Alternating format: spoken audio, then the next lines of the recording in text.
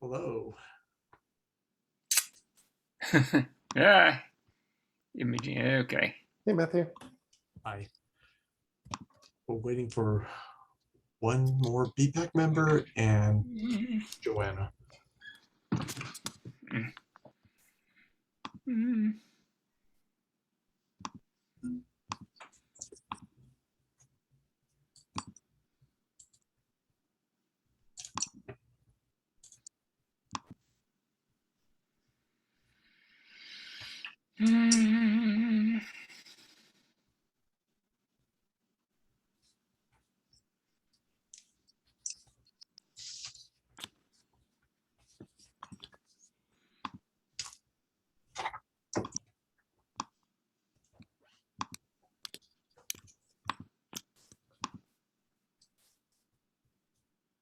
I'll tell you what, when my clock turns 5:01, we'll get started.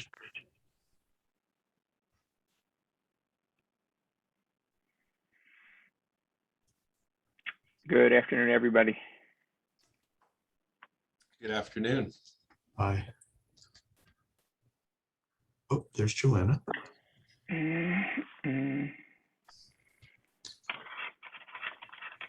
Well, it's 5:01. Welcome back, everybody. Now, I just took roll call. Did everybody receive the minutes from our last meeting? Yeah. Yes. And did anybody have any comments, or we would like to accept the minutes as written?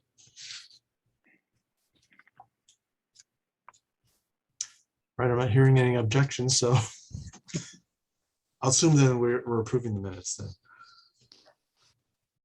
I did note one of the action items. It says that we will agendize the Pruneyard Bike Trail at a future meeting. It's not going to be this meeting, but it is something that I guess when we have enough information to bring back to you, we will. Okay, so first thing, item number 3 is ongoing projects, and there are 4 listed on the agenda. And the first item has to do with the downtown pedestrian improvements, which includes the rectangular rapid flashing beacon systems. I do have an update. The beacon system at the intersection of Orchard City Drive and 2nd Street has been installed and it's up and running. So it's that corner next to Villa Ragusa, the banquet hall, and it's up and running. So there you go. There's some items, punch list items, that need to be addressed, but like I said, the system runs at least. The second project is the Campbell Park Bikeway project. And these are the notes from our senior engineer. It says, the council approved the plans and specs for the playground project. You remember the path was going to run by the playground. Bids were collected and opened. Unfortunately, the apparent low bid exceeds the project budget. So staff is currently reviewing the situation. for next steps. I don't have the information as far as what the low bids were and what the engineer's estimate was, but that's the status right now. This is more than what we budgeted. The third item is the Harriet Avenue sidewalk project. This is And the so, yeah, this is Barton. Can I just clarify? So that piece of bikeway was part of that one contract with the playground, or not? well, the bikeway itself was installed by our maintenance staff, so that's Right. been built, I believe. But the playground, The playground itself is that's what's on hold. budgeted. Okay. Right. But we've at least already got the improvement that the bikes don't have to ride along the edge of the current playground to get up to Campbell Avenue. Tell you the truth, I haven't been out there, but my understanding is the path itself is fully functional, a standalone entity. Okay. It doesn't have to wait for the playground to be built to be rideable. Welcoming David. David, we've already approved the minutes, and we've just gone through a couple of the ongoing projects. The Orchard City 2nd Street rectangular rapid flashing beacon system is up and running. So that's news. And then we were just talking about the Campbell Park Bikeway project that, although the bike path has been built, the playground was advertised for construction bids, and the low bid exceeds our budget. So our staff is reviewing what would be the next steps. The third, oh, what do you know? It's a different David. Or maybe he's using two devices. The third project is the Harriet Avenue sidewalk project, and this is the sidewalk, excuse me, it is the portion of Harriet Avenue south of Westmont Avenue that leads towards Westmont High School. So the status is the plans and specs and engineer's estimate are scheduled to be presented to the City Council for their approval October 21st. So it's the second council meeting in October. That's coming up pretty soon. That's exciting. And I believe if that's the case, they would probably break ground early next year for construction. And then the fourth project is this year's annual pavement maintenance project. You'll recall the one portion that we discussed was West Latimer Avenue between Santa Moschino Road and Darrell Drive. So the sharrows have been installed. And the report is all field work is anticipated to be completed by the end of October. But my understanding is the Latimer portion's already done. So the portion of work that was involving the BPAC is completed. I'd like to add two more projects. Unfortunately, it didn't make it to the agenda, but I think it's important to get your feedback. The first one is the upcoming fiscal year's pavement maintenance project. I'm going to share my screen.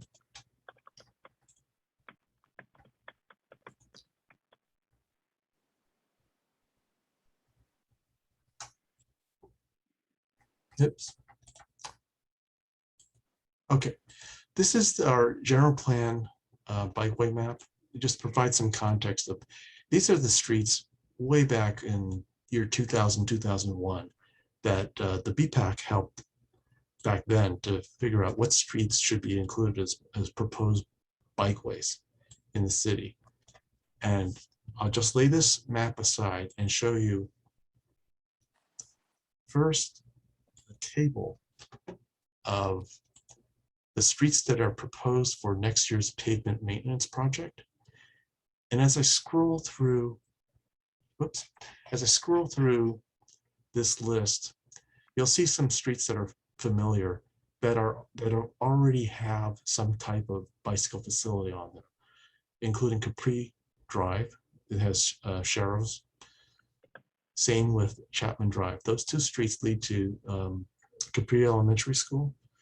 And we got some feedback from the past BPACs that those would be good candidates to provide some connectivity to schools. As I scroll down, you'll see street names that aren't included in the general plan bikeway map. So, and I'll show you a map that reflects these streets, so it'll be easier for you to visualize. But I just want to scroll through these 2 pages first. We see Gilman Avenue, and at first I thought, well, that does lead towards a park, Campbell Park, but we already have bike facilities on Campbell Avenue as well as on Railway Avenue.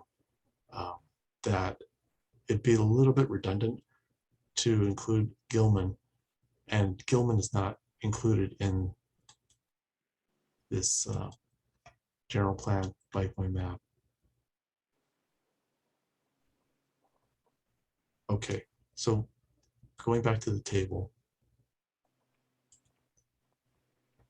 So these are pretty much like local residential streets.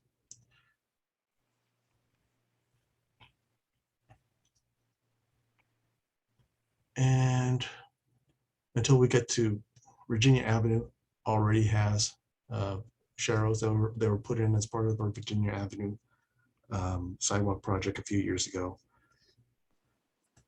The street of interest is West Parr Avenue.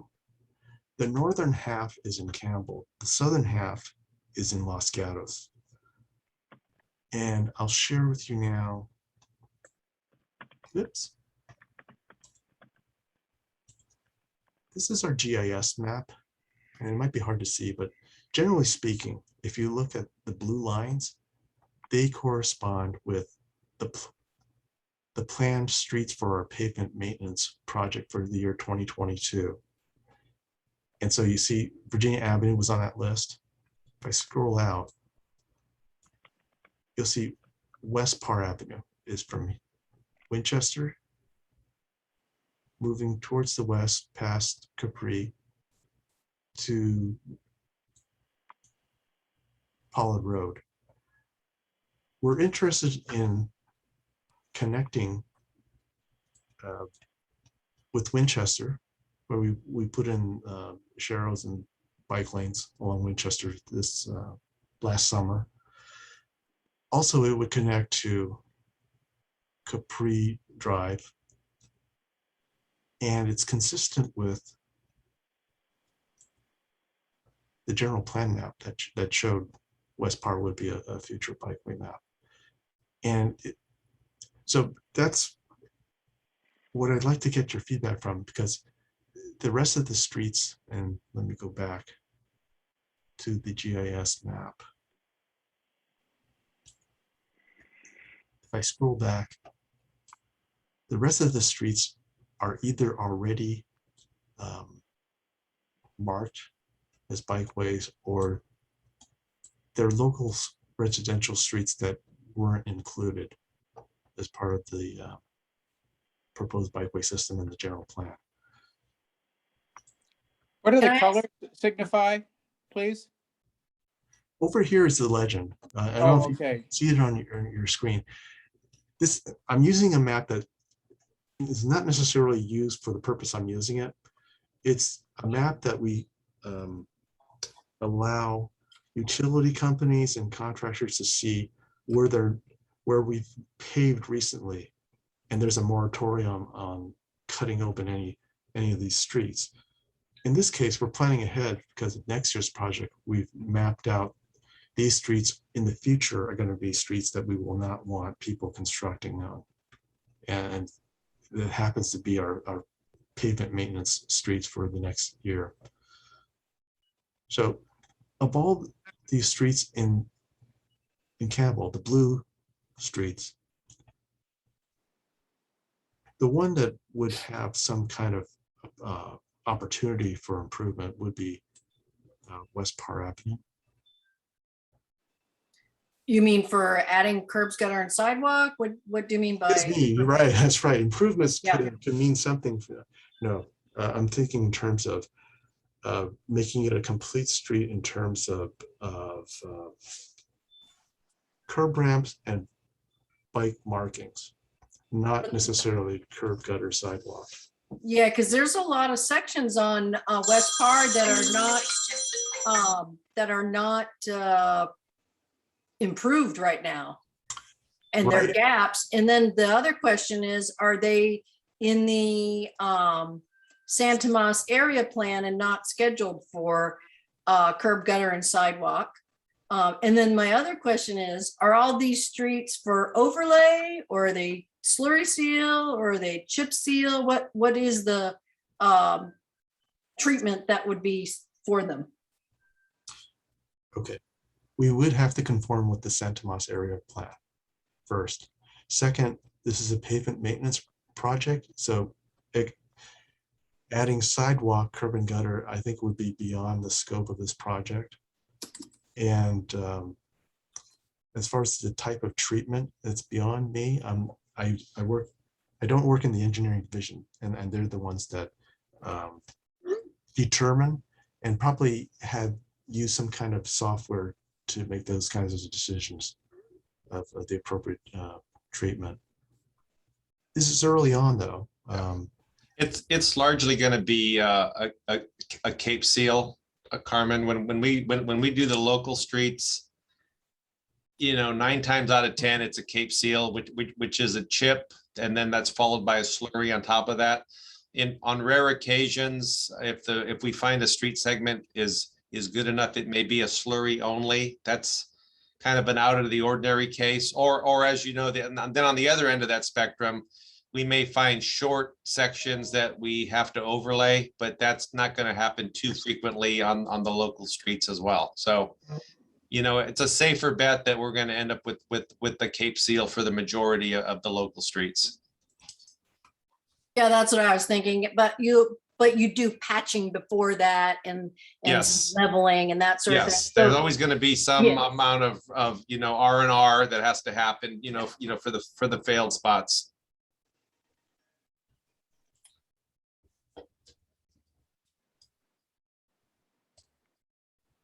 So we'd like to get the BPAC's feedback is including West Par as a future bikeway. Is that a good idea? We're thinking also of approaching Town of Los Gatos. We've already contacted them regarding paving their side. But it might be an opportunity to do the bike markings at the same time in Los Gatos. But do you have any? Does BPAC have any feedback?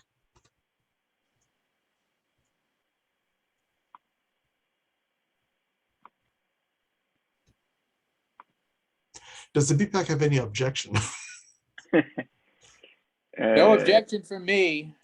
Okay. Yeah, I guess that that street would be a good candidate for, for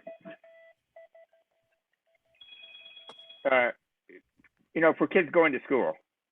Yeah. Over there on that, in that part of the area. That's true. Rather than going Knowles and Pollard. So that section probably would be good to think of it in that terms, I think. I think for bike commuters, Knowles and Pollard work fine. But, for the more local bicyclists. You're right. There's a back entrance to the Capri School from Vale and Audrey, and then you have Village School right here. There's also the hospital on that, and a lot of doctors' offices are come off that street also. Right, the backside here. Right. Well, okay, I think we've exhausted that, that item. Maybe just one other question. So on that, is half of the street Los Gatos? Yes, the center line is the city limit. So I take it you're working with them. Yes, Or we've will approached, be. Yeah. we've approached them from the paving side. And after this meeting, we will approach them regarding the bikeways.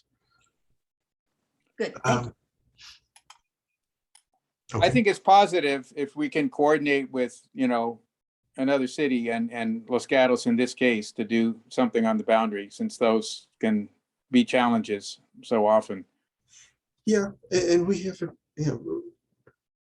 very good relationship with Town of Los Gatos staff, and we'll probably do the same kind of coordinating as what we did with West Latimer and City of San Jose. Do we know if Los Gatos, because they have a bicycle plan, what they show on that street as their final plan on par? Have you looked at that? We have not. Oh, okay. Not Because yet. I'm not sure if they have it on there for just Sharrows or if it's something else, but that's just something we want to look at because I know they do have a bike plan. I think it's citywide. Mhm. That's right. You've pointed that out before with Knowles. I'm writing down a name of a person to contact over at Los Gatos. So good idea. The other project that want to bring to your attention is something that we brought up last year. Unfortunately, we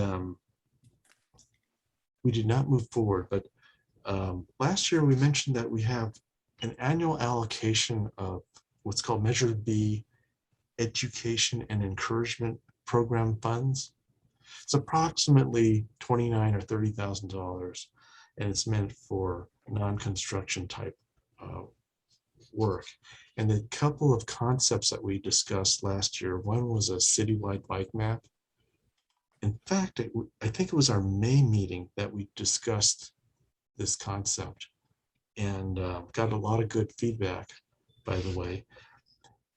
And so one was a citywide bike map, and the other was a biking and walking map for two specific elementary schools, a Rosemary Elementary School and a Capri Elementary School.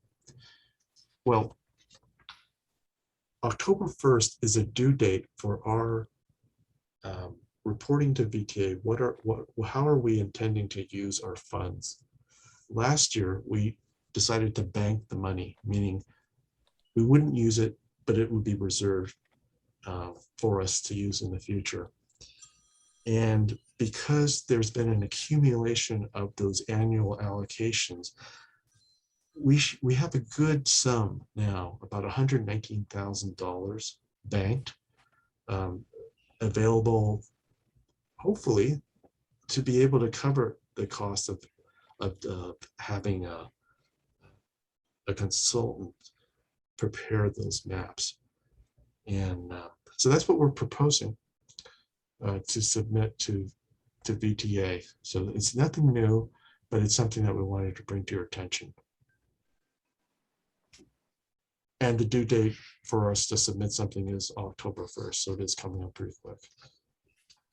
Do you have any questions? Could you say again what the work would be? Twofold. One would be to prepare a citywide bike map. It would be good to have it online. The link can be shared with the school district or just the general public to be able to see where our bike facilities are located. The other is a specific safe routes to school map for two schools that that being Rosemary Elementary School at the corner of Hamilton and Eden, and the other being Capri Elementary School. So that's at Virginia Chapman area.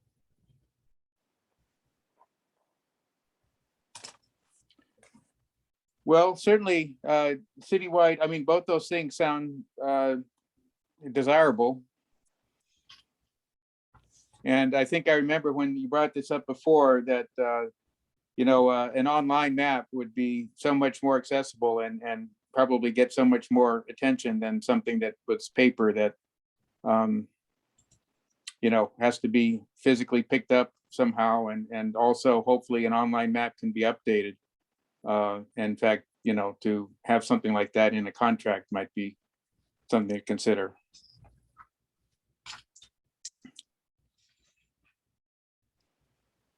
Okay.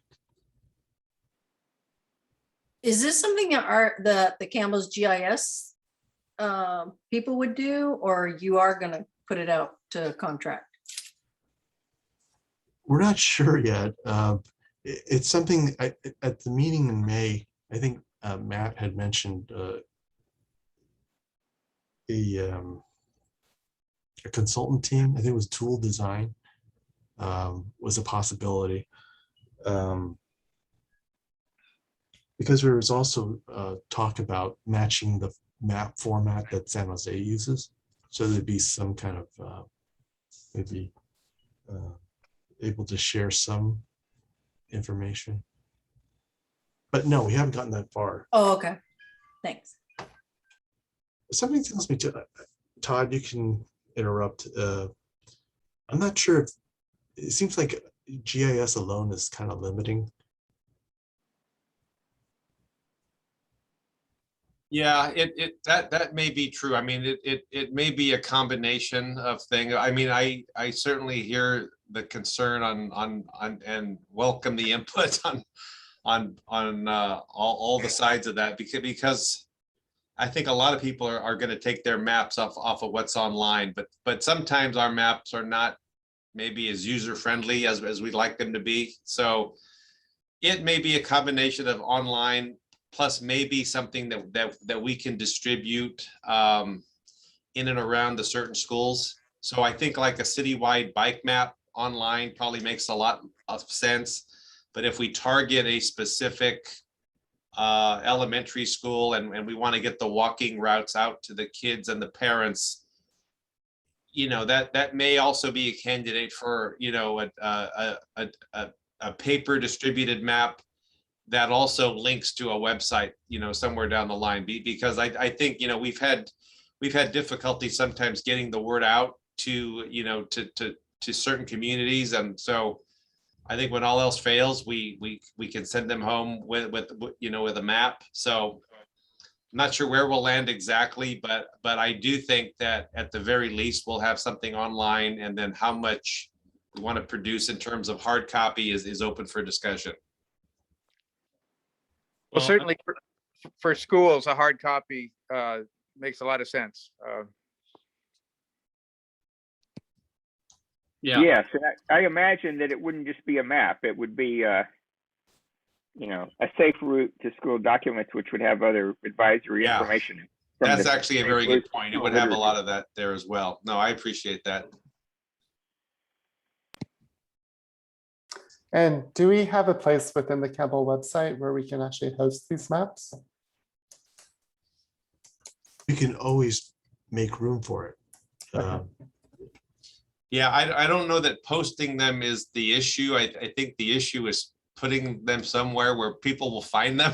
Yeah. So definitely. we may want to put something, you know, something more prominently on the Public Works page or on the you know, on the homepage that is a link to Bike Map and Safe Routes to School maps, and then take them to somewhere where maybe they've got a catalog of some choices. Because I think if we just, you know, if we park this, you know, just, you know, somewhere within our department pages, sometimes that's not as user friendly as we can make it. So we're going to want to make sure that we have the links that are more prominent, and possibly when we roll these out as well, we can push them out with the introductory social media message that maybe has the links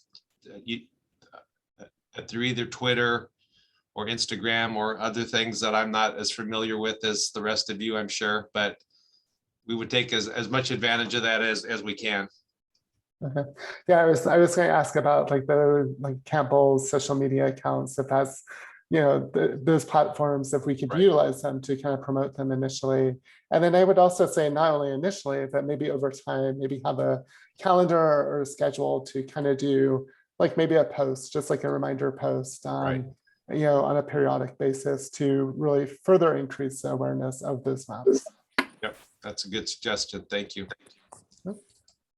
Something that VTA wants with the Measure B funding is measures of effectiveness. And so something that we're contemplating is to go along with the link to the map is some kind of very brief survey of asking users why they use the site and did they find it helpful or did they learn something about there were routes that they didn't know about, things like that, to get some kind of feedback. Yeah, I like that idea. And then you could even theoretically go further and kind of have, if you do choose like to go the GIS route, in addition to the static maps for the schools, there could be like some sort of functionality in there where people who are using the map could like identify areas that need improvements and like make recommendations to you, like draw a polygon and just detail like what the issue is in that specific area. And then over time, you'll have enough information to make informed decisions about improvements around those schools. Mm-hmm. Sounds good.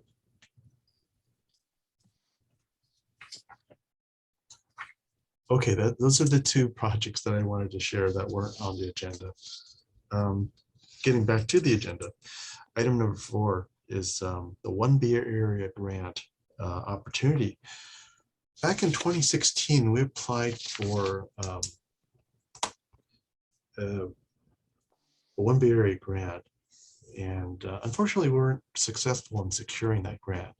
But I'm going to share a slideshow that'll kind of walk through some history, albeit we're not going to go through every single bullet, but just generally speaking, yeah, we applied for this 1B area grant. It's a competitive grant that would have funded complete streets projects in what's called priority development areas.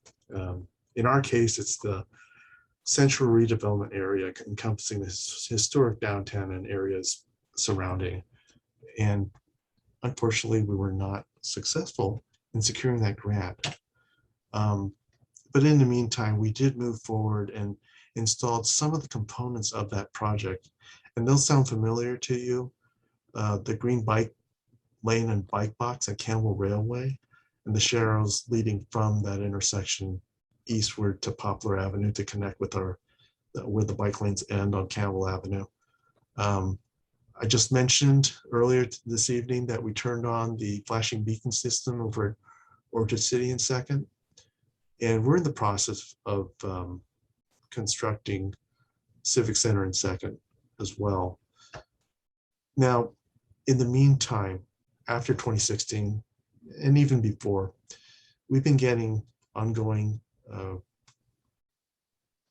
requests for how can the intersection of Civic Center and Harrison be improved, because if you're familiar with that intersection, it's right next to the library, and people making a right turn from Civic Center Drive going north onto Harrison Avenue go around the corner pretty fast because it's not a 90-degree turn, it's a flat right turn.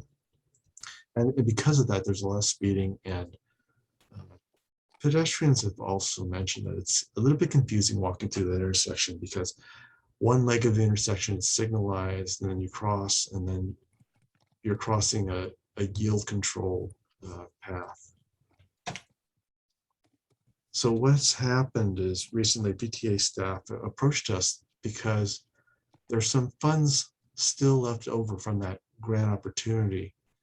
What happened is there were some local agencies that just weren't able to complete their projects on time, and they had to forfeit their grants.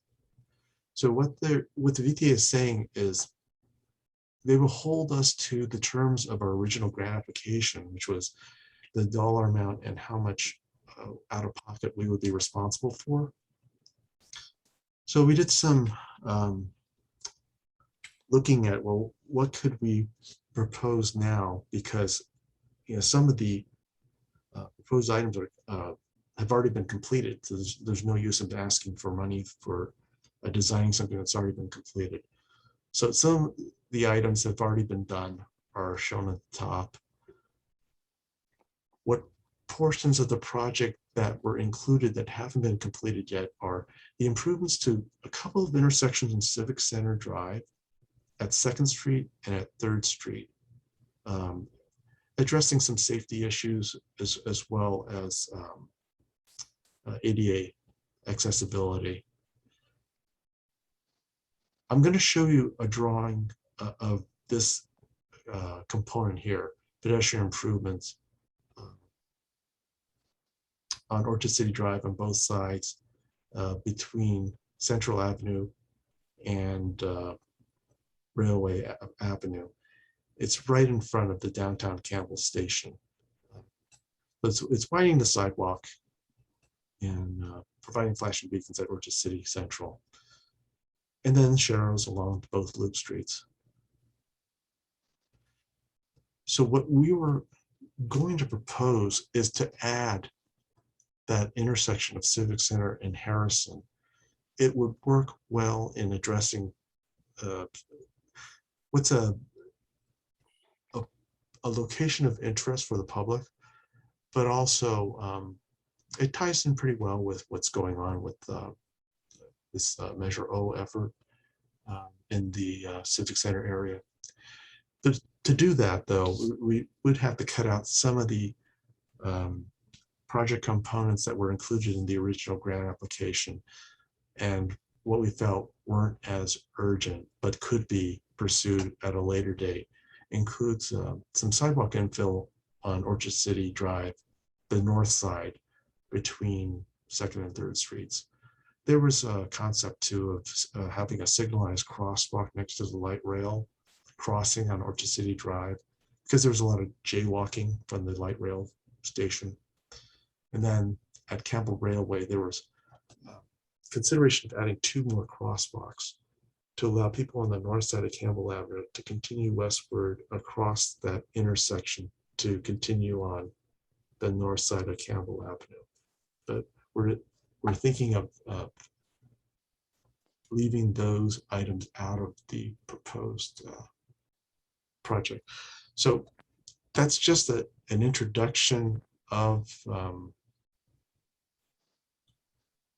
what we're intending. The opportunity then is stop sharing. The opportunity right now is whether to accept this invitation from VTA to reapply for those grant funds. And the benefit now is there's no competition for those funds.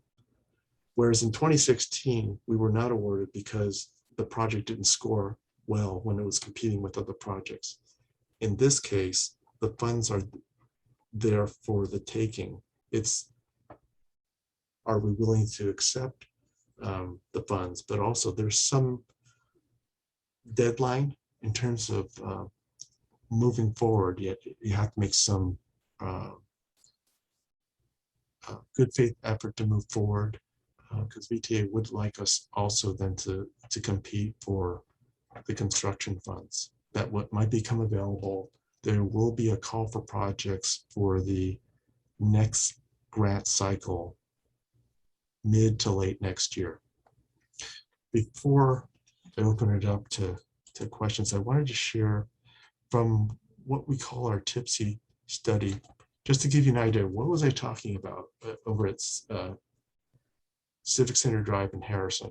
This is a rendition from that study that was done a few years ago. And here it shows, whereas before the right turn is flatter under existing conditions, the street actually goes in this direction. You can kind of see in the background the existing crosswalk. The idea is to make this, to square off the corner to force people to slow down. Are you trying to screen share? Oh, you're right. Sorry. I can see my screen. I don't know about you. Okay, let me do that again. Take two. Thanks, David. All right, here we go. This looks a lot better. As we're saying, the intersection of Civic Center Drive and Harrison Avenue, this is where the library is located.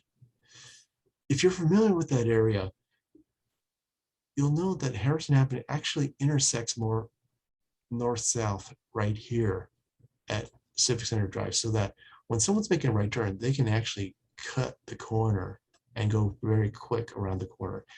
And because of that, they don't yield to pedestrians, even when the pedestrian has the walk signal. So what we wanted to do to remedy that is to square off the corner and force people to have to slow down and make their turn. And in the same way, people making their right turns from Harrison Avenue have to slow down to make the right turn this way. Now, this does have to be engineered to make sure that the radius here and here actually work. But that's the concept in general, is squaring off and making this more of a T intersection than what it is right now, which is kind of skewed. And the other, I don't really have drawings for the other components except the portion that I mentioned near the light rail station. Oops.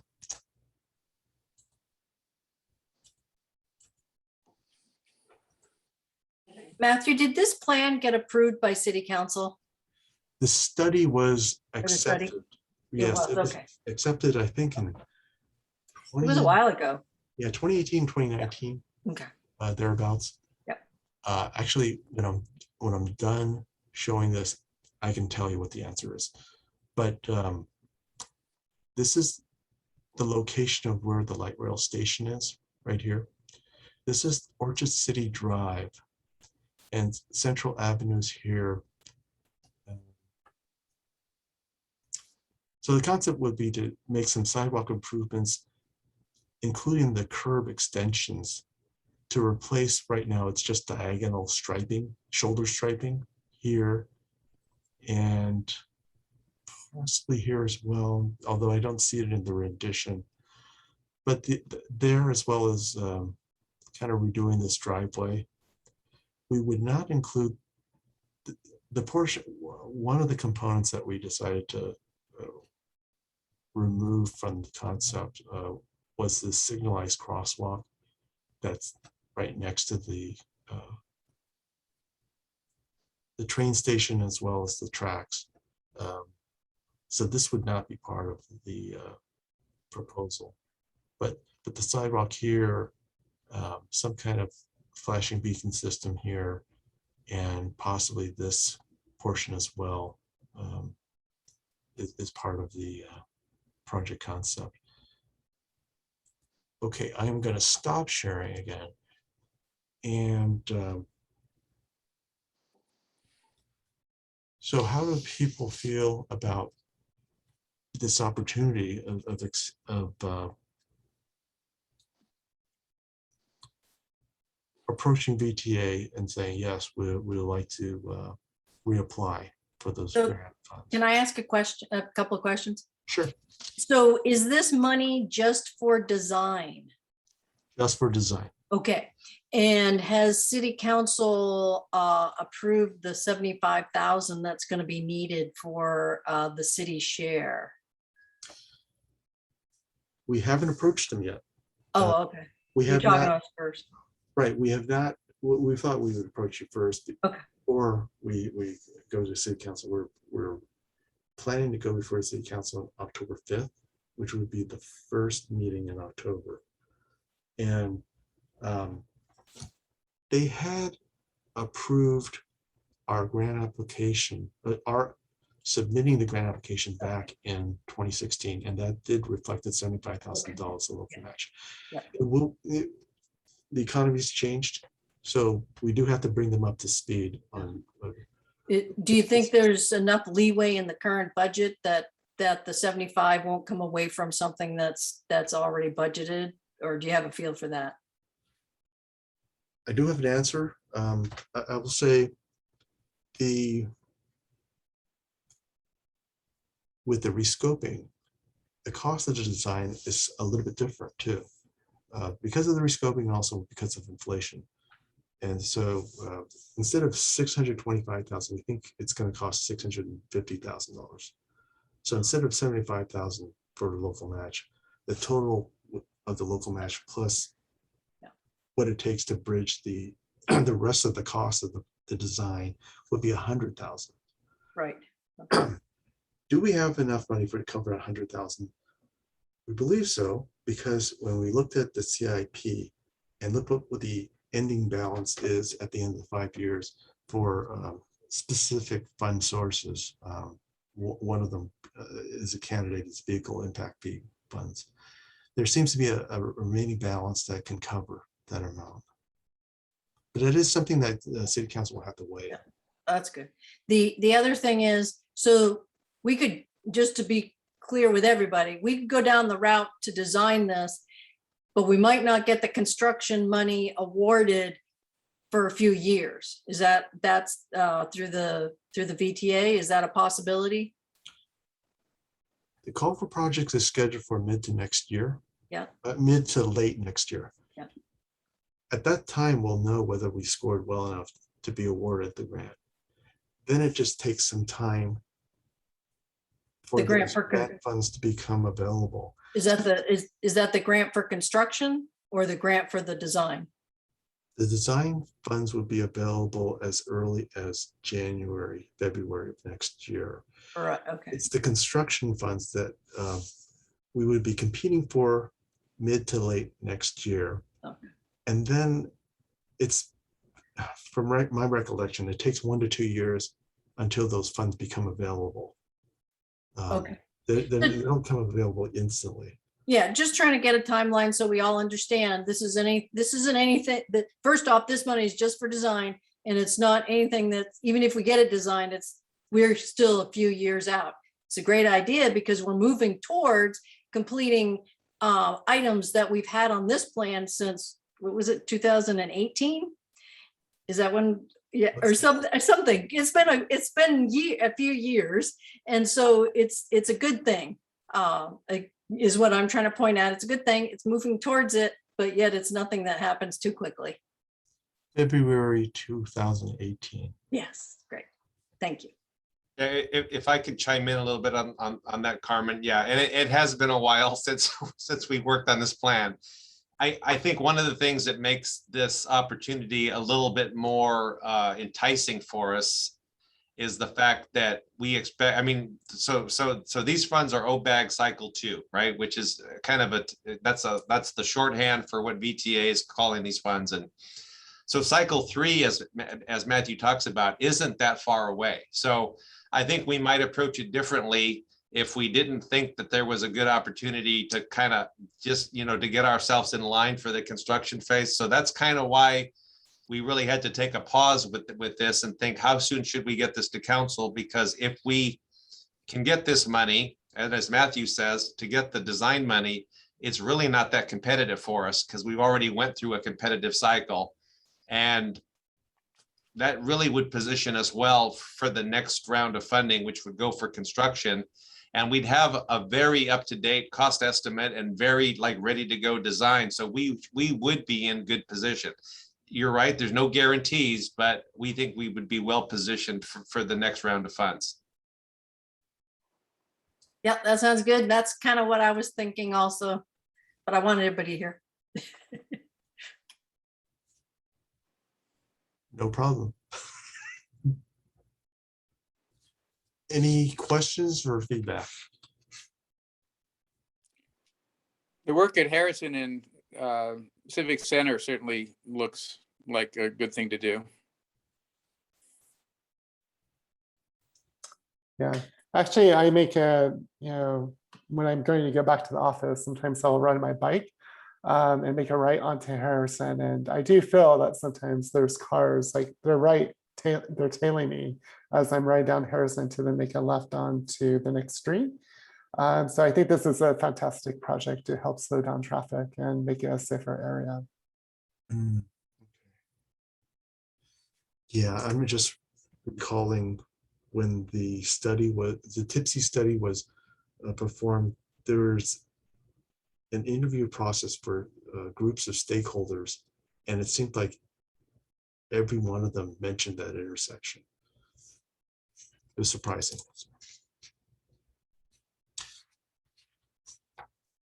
Okay, thank you for your feedback. Oh, somewhat related. I'm just curious if there are any like improvements associated with the library project. Like, does the library have to make any improvements around, or anything going on with that? No, the library, I mean, essentially, well, let me take a step back. So for the rest of the group, what Matt's referring to is we have a Measure O project here at the Civic Center that really has two major components. So the library on the Harrison side is really kind of a wholesale renovation. That building will be essentially gutted, but it will be kind of rebuilt as is. So it's not really a change in the footprint of that. So there's no off-site requirements because it's not really an expansion project.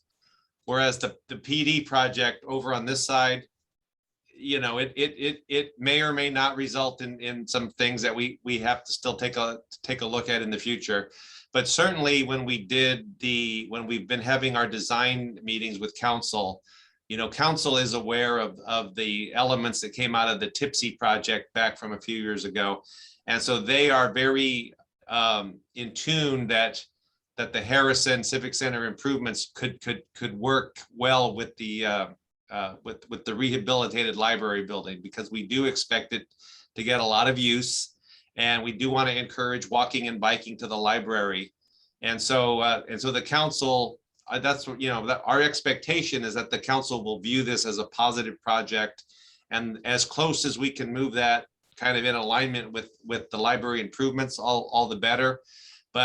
But the library improvements are really going to be confined to the building, as well as some, on-site improvements that are largely with regard to landscaping, some parking circulation changes, and some some ADA improvements, particularly to get to and from the bus stop, but not only to and from the bus stop.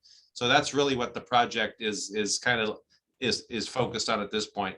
But these improvements would certainly work, they'd work well together. Would there be any ADA retrofit of the driveways, or is it needed at all?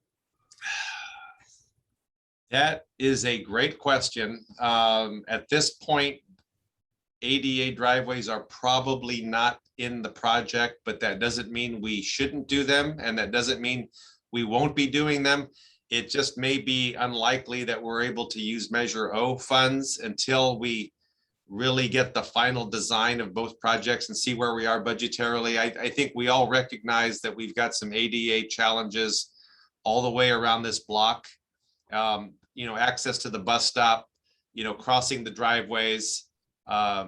I think we've got most of the curb cuts, but probably not all of the curb cuts addressed. So we are going to have to take a look at this entire block, and we'll fit those in to the extent that we can with Measure O funding. But I suspect that we may not be able to get them all, and we may have to do some through more, through our more traditional funding measures of, our annual curb cut, ADA ramp projects, and our annual sidewalk project. We're going to have to, kind of catch them all up at that point. Okay, good. If there are no other questions or comments, the next item is the BTA VPAC update. So I don't know, Carmen, did you have any updates? You know what? They canceled, I think they canceled the last two meetings. Okay. Yeah, so there's really nothing to report. Well, I do have an update that's related to VTA. It's not necessarily a BPAC type of information, but slowly but surely, the light rail trains are being tested. The tracks have been inspected. And the latest that we heard was that the green line that travels through Campbell, any day now, since the tracks have been inspected, the next step is for trains to be tested to run through the streets without passengers. And then if that passes inspection, then the light rail service should be returning to Campbell. So that's status. It's very good that VTA is updating us every day or two, and also their website. They like to keep their website up to date. So if you have any questions, you can also look at their website. So now we got item 6, around the table discussion. Does anybody have any? I have something. Sure. Just wanted to remind everybody that Viva Calais San Jose is this weekend. I think it's Sunday. I've done it a couple of times, and I don't think they did it last year, but it's always a fun thing. And I think SVBC is doing a longer ride too, if you want to do some sort of route with them. But just wanted to announce that. Other than that, I don't really have anything else to add. That's it. Yeah. Okay. Was there anything else? Our next regular meeting is November 18th, which is also a Thursday, regular time, 5 o'clock. I doubt we're going to have a commissioner's dinner this year, unfortunately. Those are always fun for new members. The city likes to celebrate its volunteers, and it's a really nice occasion to have all the different committees and commissioners meet and dine and just hear about what each different group does and what their accomplishments have been. It's unfortunate last year, as probably this year as well, that we probably won't be meeting in person or even having something online, but it's kind of a semi-formal dinner, but it's also a lot of fun. But in any case, next meeting, November 18th.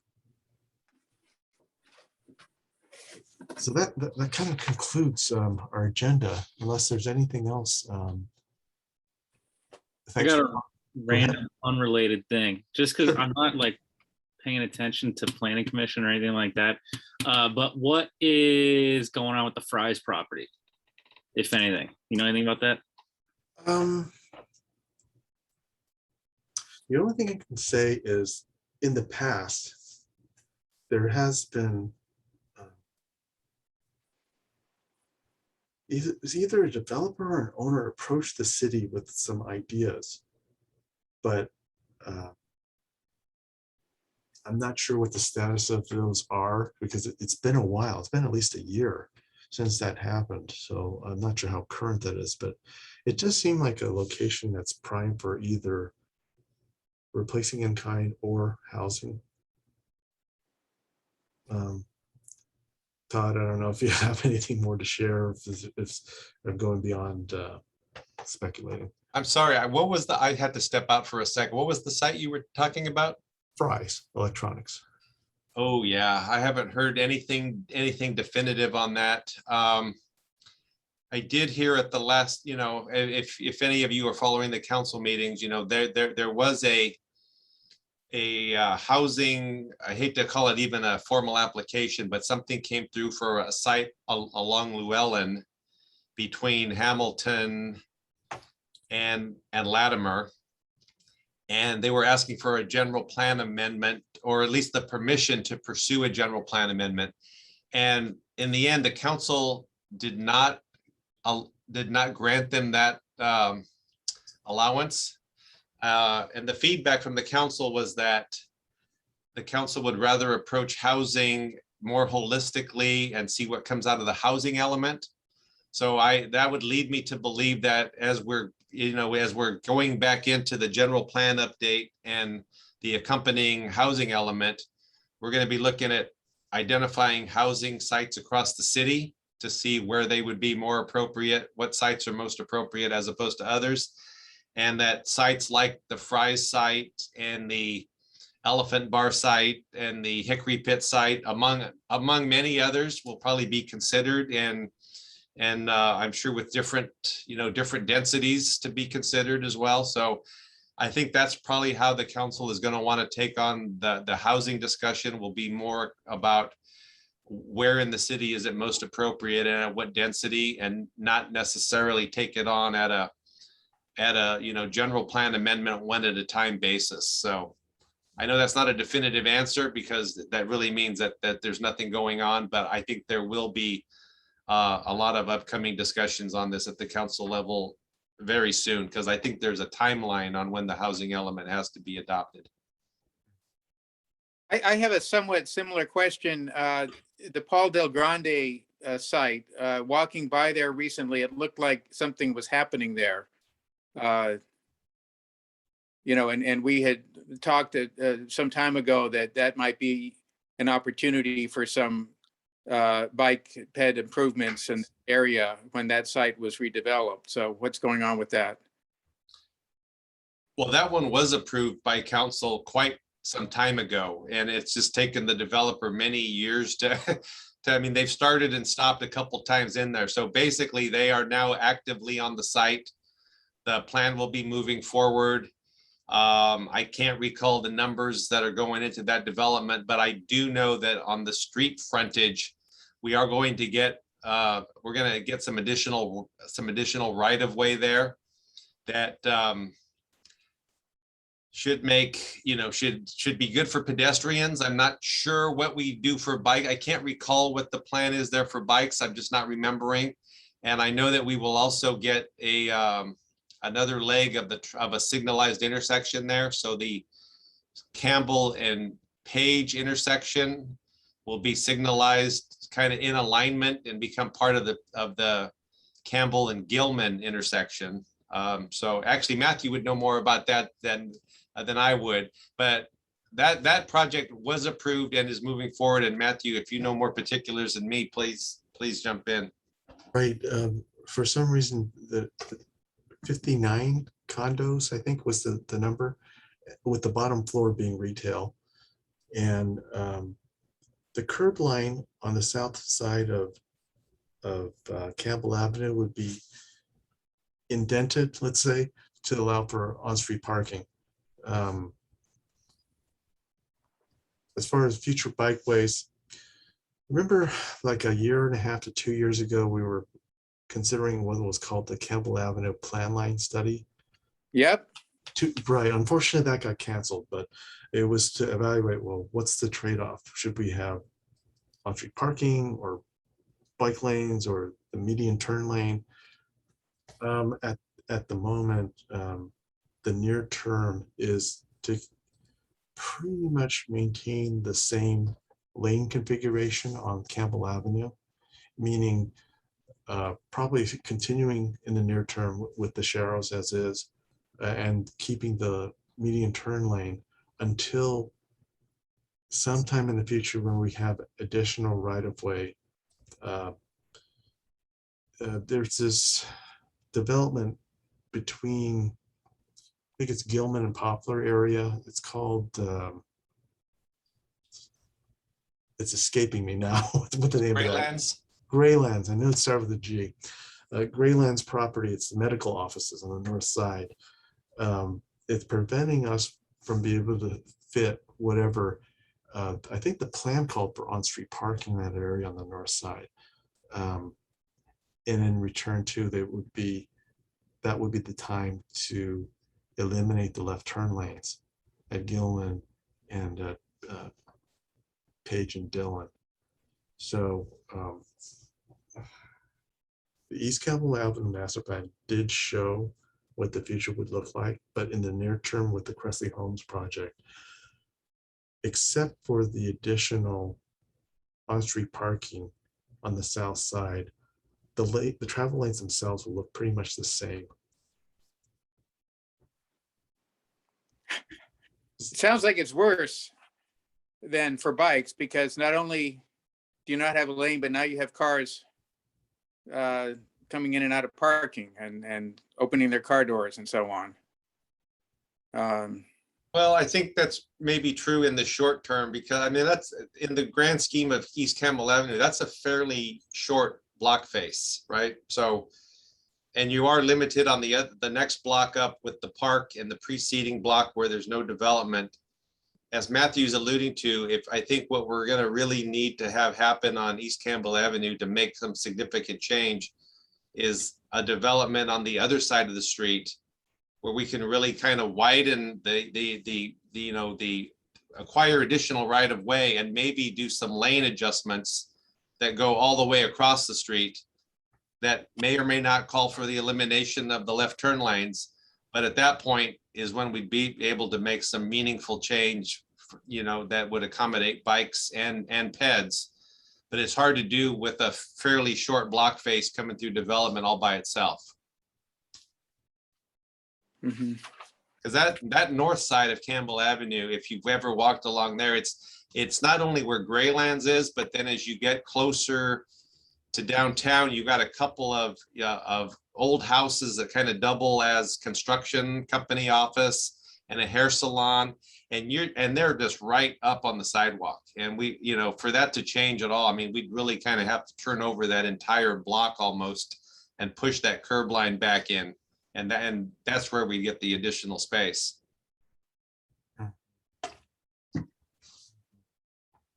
That's why we need the plan line study. That's why we wanted to do it. Mm-hmm. Are there any other questions? Okay, well, seeing none, it's good to see you all. And Yes, thanks for good to see carving out some everyone. time to. Okay, thank you. stay. All right, have a good evening, everybody. Thank you. All right. Bye-bye. All right, care. thank you so much. Bye. Bye. Oh, my.